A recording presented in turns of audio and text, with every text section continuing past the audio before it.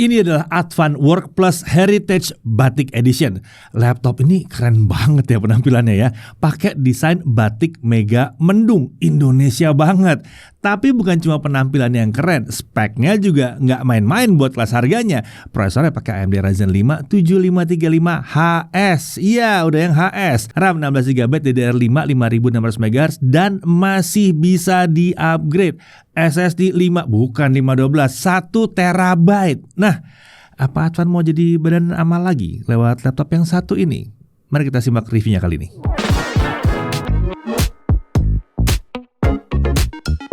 Oke, Advan Work Plus Heritage Batik Edition. Laptop ini dirilis di akhir bulan Mei 2025 yang lalu untuk menyemarakan Hari Kebangkitan Nasional. Ya, brand asli Indonesia ini merilis produk yang Indonesia banget. Ada motif batik di laptop ini. Dan ini adalah motif batik mega mendung. Bukan motif Akatsuki yang di anime itu. Bukan. Jangan salah kalian ya. Ini motif asli dari daerah Cirebon atau wilayah Jawa Barat lah ya. Jadi laptop ini merupakan hasil karya Advan dalam menggabungkan teknologi modern dengan budaya di Indonesia. Oke, langsung kita mulai pembahasan laptop ini mulai dari spesifikasinya. Untuk prosesor pakai AMD Ryzen 5 7535HS, codename-nya Rembrandt R. Arsitekturnya langsung Zen 3 Plus, litografi TSMC 6 nanometer FinFET ya, TDP 35 watt. Ya dong, 35 watt kan HS ya, bukan yang U. 6 core 12 thread. Turbo frekuensinya up to 4,55 GHz dengan L3 cache-nya ada di 16 MB. Untuk integrated grafis dia pakai AMD Radeon 660M, sudah support hardware decode AV1. Kapasitas VRAM-nya 2 GB diambil dari kapasitas RAM laptopnya. Untuk RAM-nya sendiri 16 GB, DDR5 5600 langsung dual channel, langsung siap pakai. Tapi kalau butuh di-upgrade masih bisa karena dia pakai 2 keping sodium sebetulnya. Jadi kita bisa ganti dan dibesarkan lagi ukuran RAM-nya. Nah, di sini RAM yang terbaca di Windows ada di kisaran 14 GB ya, karena udah dibahas tadi ya, 2 GB-nya diambil untuk VRAM. Untuk storage di 1 TB SSD M.2 NVMe PCIe Gen 3 by 4 dan ini terdiri dari 2 keping SSD 512 GB. Tapi ini bukan RAID ya, jadi ini terpisah aja sifatnya. Kalau mau upgrade, jadi memang kita harus ganti salah satu SSD yang terpasang. Tapi harusnya udah 1 TB lah, di kelas harga sini udah cukup banget harusnya. Untuk konektivitas wireless dia sudah support Wi-Fi 5 dan Bluetooth versi 5. Baterainya kapasitasnya ada di 60 Wh. Untuk OS dia pakai Windows 11. Bodinya form factor adalah clamshell atau laptop klasik. Materialnya tentunya polikarbonat. Warnanya silver. Untuk desain seperti kita bahas tadi, dia pakai motif batik mega mendung yang terletak di punggung layar serta area palm rest. Lengkap lah, di mana-mana kelihatan lah ini mega mendungnya ya. Motif ini dipilih karena maknanya yang dalam, yaitu melambangkan ketenangan, harapan, dan kebebasan berpikir. Di bagian kanan punggung laptop terdapat logo Advan ya. Lalu untuk dimensinya, panjang 31,4 cm, lebar 22,2 cm, dan ketebalan di 1,99 cm. Masih cukup tipis. Untuk bobotnya laptopnya itu kisaran 1,47 kg dengan charger 287 gram. Ini adalah charger dengan konektor USB Type-C. Jadi bisa dipakai untuk ngecas smartphone juga kalau perlu ya. Dan dia bisa diganti dengan GAN charger kalau mau yang lebih ringan. Total bobot kalau dibawa dengan charger bawaan adalah 1,76 kg. Untuk display atau layar, ini adalah panel IPS dengan ukuran 14 inci. Resolusinya Full HD+, 1920x1200 pixel. Jadi aspek rasionya udah kekinian di 16:10. Refresh rate-nya 60 Hz. Berdasarkan pengujian kami, tingkat kecerahannya ada di kisaran 320 nits. Nah, untuk gamut coverage-nya ada di 60,7% sRGB dengan gamut volume di 61,3% sRGB. Memang ini belum begitu pas untuk kegiatan content creation kelas profesional, tapi karena udah layar IPS masih cocok lah buat ngedit foto atau video kalau nggak butuh akurasi warna yang tinggi-tinggi amat. Karena layar IPS paling tidak ada konsistensinya kalau kita lihat dari berbagai sudut. Mengingat harganya yang cukup terjangkau, kami sih nggak komplain ya. Oh ya, kalau memang butuh akurasi warna yang tinggi kan tetap aja kita bisa nambahin aja monitor tambahan eksternal sesuai dengan kebutuhan kita. Nah, dia juga menggunakan permukaan anti glare yang minim pantulan cahaya di sini. Jadi ya nyaman aja mau dipakai berjam-jam di berbagai jenis kondisi, nggak terlalu banyak kelihatan tuh lampu-lampu atau jendela-jendela itu nggak terlalu terlihat di situ. Untuk engsel layarnya ini juga bisa dibuka hingga 180 derajat. Jadi akan minim resiko rusak akibat kedorong tidak sengaja. Dan ini juga memudahkan kita kalau mau menampilkan isi layar ke lawan bicara yang ada tepat di depan kita di atas meja. Jadi seperti laptop bisnis yang profesional ya. Bingkainya juga tergolong tipis di sisi kiri dan kanan di kisaran 5,5 mm. Untuk bingkai atas wajar ya agak tebal karena ada webcam di situ. Oke, untuk kameranya yang satu ini mendukung perekaman video sampai 720p 30 fps. Nah, cukup wajar ya untuk kelas harganya ya. Menarik ya, laptop ini dilengkapi dengan shutter fisik yang dapat meningkatkan privasi dan keamanan kita sebagai pengguna. Nah, untuk mikrofon di sini ada dua dan letaknya ada di sisi kanan dan kiri kamera tadi. Untuk kemampuan kamera dan mikrofonnya kurang lebih seperti ini. Ya, ini adalah hasil rekaman video dari kamera laptop Advan Work Plus Heritage. Di sini memang baru mendukung perekaman 720p saja, tapi mengingat harganya sih kami nggak protes ya. Lalu untuk kualitasnya sendiri, ini sudah mencukupi untuk kebutuhan video call dan meeting online. Ya, saat ini saya sedang berada di pinggir jalan untuk menguji kemampuan mikrofon dari Advan Work Plus Heritage ini. Dan seperti yang teman-teman lihat ya, di belakang lagi ramai kendaraan dan di sini suara background masih ditangkap, tapi setidaknya suara saya nggak ketutupan sama sekali. Lanjut untuk audionya, laptop ini menggunakan speaker stereo yang terletak di bagian kiri dan kanan laptop mengarah ke alas laptop. Untuk kualitas suaranya sayangnya agak cenderung flat dan kurang lantang aja di telinga kami. Tapi mengingat harganya rasanya masih bisa dimaklumi lah ya. Dan kalau emang butuh suara yang oke ya kita bisa nambah aja headset atau pasang speaker eksternal kan bisa. Nah untuk konektor di kiri ada dua USB 3.2 Type-C full function yang juga mendukung power delivery dan display output. Lalu ada satu HDMI 2.1, ada satu USB 3.2 Type-A. Udah kelihatan ya dari konektor di kiri aja kita udah bisa pakai laptop ini untuk kerja dengan 3 monitor sekaligus. Lanjut ke sisi kanan, ada satu Kensington lock slot, ada satu USB 3.2 Type-A, ada satu USB 2.0 Type-A, dan ada satu audio jack combo 3,5 mm, serta satu slot micro SD. Nah, untuk keyboard desainnya terlihat persis seperti seri Work Plus yang lain. Tombol-tombolnya tergolong besar di sini.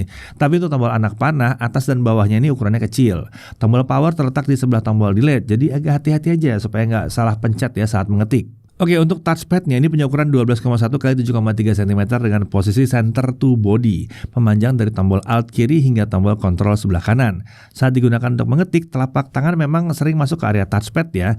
Nah, tapi touchpad ini sudah dilengkapi dengan palm rejection, jadi kalau telapak tangan kita masuk seperti tadi, kursor nggak ikut-ikutan bergerak, aman. Beralih ke sistem pendingin, ya ini menarik nih. Laptop 7 jutaan ini punya sistem pendinginan yang sudah dilengkapi dengan 2 kipas dan 2 heat pipe. Keren ya.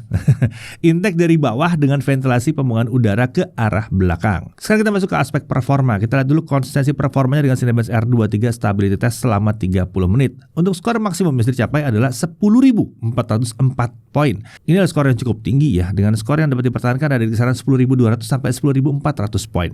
Jadi konsistensi performanya terbilang baik dan minim gejala throttling di sini. Lalu kalau kita tidak colok ke listrik, jadi hanya pakai baterai saja, skornya ada di kisaran 9.000 sampai 9.100 poin. Ini lagi-lagi tidak terlalu jauh dari skornya saat dicolok ke listrik. Nah, untuk suhu kerjanya saat menjalankan Cinebench R23 Stability selama 30 menit, suhu CPU terlihat dapat dipertahankan di bawah 90 derajat Celcius. Jadi aman. Oke, lanjut langsung aja ke Adobe Premiere Pro 2025. Kita pakai video yang 2 menit 7 detik seperti biasa. Kalau resolusinya 4K 60 untuk exporting software only dalam waktu 10 menit 50 detik. Kalau kita pakai OpenCL akan lebih cepat di 7 menit 6 detik. Kalau 1080p 60 fps videonya, software only saya dalam waktu 1 menit 51 detik. Ini udah kenceng. Lalu kalau pakai OpenCL dia dapat 2 menit 4 detik. Masih lumayan kenceng juga. Nah, suhu kerja saat melakukan 4K 60 video export dengan OpenCL, terlihat di sini suhunya bergerak di antara 53 sampai 60 derajat Celcius. Masih aman. Di tengah-tengah exporting suhu memang sempat spike ke 65 derajat Celcius, tapi dia langsung turun lagi kok ke 60 derajat Celcius. Lanjut, DaVinci Resolve 19.1, software video editing kelas profesional, tapi ini versi gratisnya ya. Nah, masih pakai durasi video yang sama dan videonya sama juga sebetulnya ya. Untuk 4K 60 video export selesai dalam waktu 13 menit 58 detik, sementara kalau untuk video 1080p 60 fps selesai dalam waktu 3 menit 48 detik. Sudah cukup oke di sini. Untuk suhu kerja pada saat melakukan 4K video exporting itu suhu CPU dari kisaran 53 sampai 62 derajat Celcius saja. Lanjut ke CapCut, videonya masih sama, durasinya juga sama 2 menit 7 detik. Untuk 4K 60 video exporting selesai dalam waktu 2 menit 25 detik. Ini kencang, ini udah usable banget di 4K 60 ya. Lalu untuk 1080p 60 fps video exporting selesai dalam waktu yang kencang banget di 45 detik. Nah, suhu kerja pada saat melakukan 4K 60 video export, suhu bergerak di kisaran 65 sampai 74 derajat Celcius saja. Masih aman walaupun ada spike ke 80 derajat Celcius di tengah-tengah exporting. Lanjut untuk gaming test ya. Nah, tentunya kalian mau tahu dong performa gamingnya seperti apa. Nah, hasilnya kurang lebih seperti ini.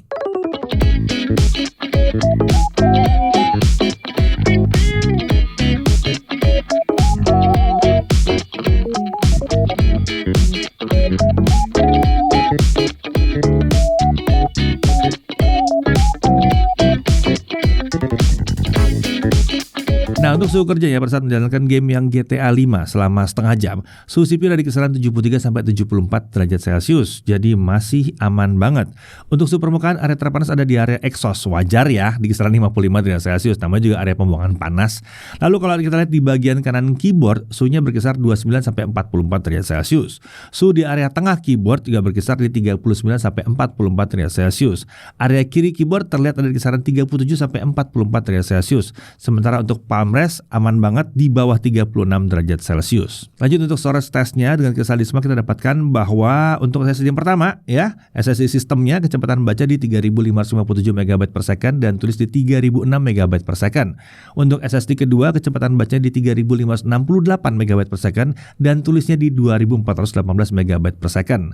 Ini adalah kecepatan baca dan tulis yang tergolong lumayan kencang untuk SSD PCIe Gen 3 dan sangat jauh dibandingkan SSD SATA ya. Ya kalau beberapa tahun yang lalu ini SSD buat laptop gaming kelas profesional nih ya. Lanjut untuk daya tahan baterainya, seperti biasa kita set brightness 150 nits dan volume speaker di 25%. Hasilnya saat digunakan untuk memutar video resolusi 1080p, baterai habis setelah 7 jam 1 menit. Untuk kelas harganya ini adalah hasil yang tergolong standar dan cukup memuaskan sih sebetulnya ya. Lanjut untuk charging testnya, 30 menit pertama terisi 31%, sementara dari kosong sampai penuh itu butuh waktu 1 jam 55 menit. Ini hasil yang wajar menurut kami, kan standar kami ada 2 jam. Jadi ini ya 5 menit lebih kencang lah ya. Oke, untuk varian yang kami uji ini harganya dijual di kisaran 7.499.000. Kalau mau yang harga lebih miring lagi, Advan juga menyediakan opsi yang RAM-nya 16GB dengan SSD 512. Itu harganya di 6.999.000. Ada juga yang RAM-nya 8GB dengan SSD 512, harganya di 6.699.000. Dan ini semua sudah termasuk Windows 11 dan garansi resmi 1 tahun. Oh ya, by the way buat kalian, kalau kalian cari di toko online dapatnya berapa sih? Coba deh tulis di kolom komentar. Bisa mengalahkan harga resminya nggak? Oke, lanjut untuk hal yang perlu diperhatikan. Pertama, speakernya terasa agak kurang oke aja. Tapi ya untuk harganya masih oke lah sebetulnya ya. Saran kami sih kalau mau meningkatkan kualitas suaranya sih, kalian bisa pakai headphone atau speaker tambahan. Lalu dia belum dapat bundle Microsoft Office. Sebagai gantinya, laptop ini sudah datang dengan WPS Office dari pertama kali dinyalakan. Dan kalau kalian mau install Microsoft Office bisa banget di sini. Tapi ya beli dulu ya, baru install di sini. Lalu kemudian berikutnya keyboardnya, ini sayangnya belum dilengkapi dengan backlit. Dari sisi menariknya kita lihat harganya sangat menarik, apalagi kalau kita lihat performanya, karena ini kencang banget, super kencang untuk kelas harganya. Untuk 7 jutaan itu rasanya masih agak jarang laptop yang sekencang ini. Prosesor udah pakai Ryzen 5 7535HS 6 core 12 thread ya, gaming tipis-tipis masih bisa karena IGP-nya cukup kencang. Bahkan beberapa game AAA bisa dimainkan dengan lancar juga di sini. Mau buat editing video juga lumayan kencang. Multitasking jelas aman dan nyaman banget di sini. Cache memori juga gede banget ya. Meskipun harganya terjangkau dan performanya super kencang, suhu kerja CPU juga tergolong rendah dan aman. Suhu permukaan saat kita main game juga masih terjaga di level yang lumayan nyaman ya. RAM-nya untuk versi yang ini juga udah langsung 16GB dual channel, langsung siap pakai. Kalau kurang bisa di-upgrade, aman. Storage-nya untuk yang ini 1 TB, langsung gede ya. Dan bisa di-upgrade pula kalau mau. Lalu layarnya emang belum pakai 100% sRGB, tapi udah pakai panel IPS, resolusi Full HD, jadi tergolong mantap untuk kelas harganya. Konektornya juga lengkap dan dia punya 2 USB Type-C dengan fungsi penuh, jadi bisa dicolokin monitor juga. Keyboard ini tergolong nyaman juga. Nah, kesimpulannya, kami merasa bahwa kali ini Advan kembali berhasil menghadirkan laptop yang bagi kami salah harga. Salah harga tapi penampilannya elegan ya. Mengingat laptop performa seperti ini tergolong sangat kencang banget untuk harganya dan penampilannya keren banget. Pertanyaannya, buat siapa laptop ini? Kayaknya sih laptop ini bakal cocok buat siapa saja sih yang nyari laptop baru dengan budget di bawah 8 juta. Karena laptop ini bisa dipakai buat apa aja. Mau main game masih bisa lancar, mau dipakai buat edit video bisa banget. Bahkan dengan aplikasi yang tepat 4K 60 pun bisa diedit di sini. Mau dipakai buat kegiatan belajar mengajar seperti untuk pelajar, guru, mahasiswa juga cocok banget. Buat pekerja kantoran yang mau ngetik-ngetik olah data di Excel, bikin PPT, presentasi, ini juga cocok banget karena performa juga tinggi. Mungkin ada yang mau nyari laptop buat programming, yang ini bisa asalkan emang speknya cocok dengan software yang digunakan. Jadi kalau dicari adalah sebuah laptop yang serba bisa dengan penampilan super unik, keren banget di harga 7 jutaan seperti yang satu ini, sayang sekali untuk dilewatkan. Saya Deddy Irfan, Jakarta TV.